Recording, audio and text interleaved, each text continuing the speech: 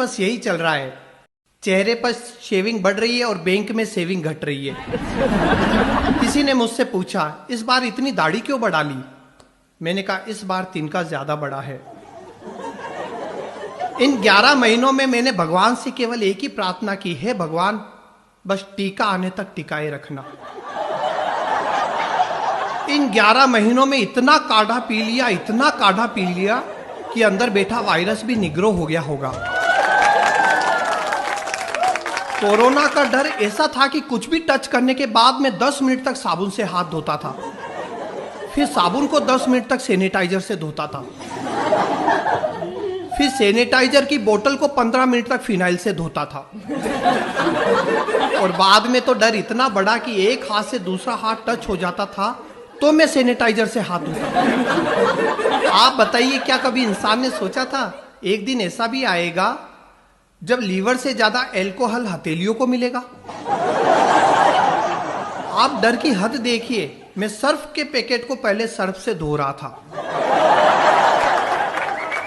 इस बीच सरकार ने सब बंद कर रखा था, ब्यूटी पार्लर तक बंद थे। घर वाली ज्यादा डरावनी दिखने लगी। केवल वाइन शॉप खुली थी। मास्क पहनकर बाप और बेटा एक ही ठेके से दारू खरीद रहे थे। एक शराबी दारू खरीदने गया और गटर में गिर गया। मैंने पूछा, कैसे गिर गया? बोला, 20 सड़क पर गटर था और उस पर ढक्कन नहीं था।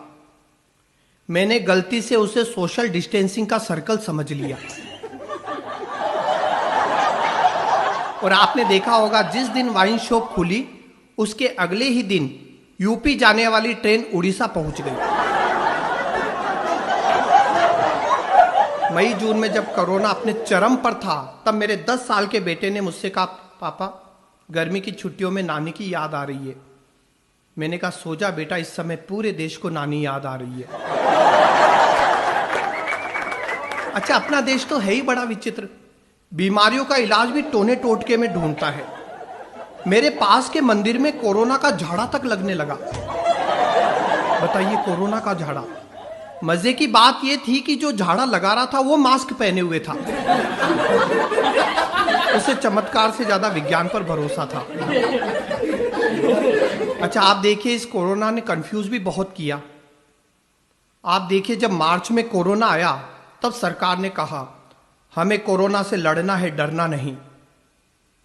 अप्रैल मई में कोरोना भयंकर हो गया, तब सरकार ने कहा, अब हमें कोरोना के साथ ही जीना पड़ेगा।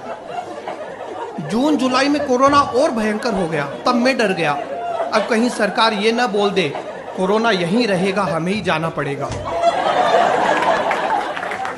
आप बताइए, ऐसा हुआ था ना? जब पहला लॉकडाउन लगा तब सरकारी एडवाइजरी आई, ना आप ये कर सकते हैं, ना आप वो कर सकते हैं। जब दूसरा लॉकडाउन लगा तब सरकारी एडवाइजरी आई, आप ये कर सकते हैं पर ये नहीं कर सकते हैं। और तीसरे लॉकडाउन में तो सरकारी एडवाइजरी ने भी हाथ खड़े कर दिए, आपको जो करना है करो, हम कुछ नहीं कर सकते। आप देखिए, कोरोना ने कई धारणाएं बदल दी। पहले किसी को छींक आती थी तो चलता हुआ आदमी रुक जाता था, कहीं मेरा काम रुक न जाए। और अब किसी को छींक आती है तो रुका हुआ आदमी भी चल देता है, कहीं मेरा काम ही तमाम ना हो जाए। अभी 3 दिन पहले मेरी पत्नी ने मुझसे कहा, इस कोरोना ने तो मेरी हैसियत घर के नौकरानी जैसी कर दी। मैं दंग रह गया। मैंने कहा, एक बात बताओ, पिछले 11 महीने में घर का झाड़ू पोछा किया मैंने, बर्तन भांडे किए मैंने, और तो और कपड़े धोए मैंने, तू नौकरानी कैसे बन गई? बोली, नौकर की बीवी तो नौकरानी हुई ना। मेरे पड़ोसी को डॉक्टर ने कहा, बधाई हो, आपकी पत्नी की कोरोना रिपोर्ट नेगेटिव आई है। पड़ोसी भड़क गया, बोला, ऐसे कैसे?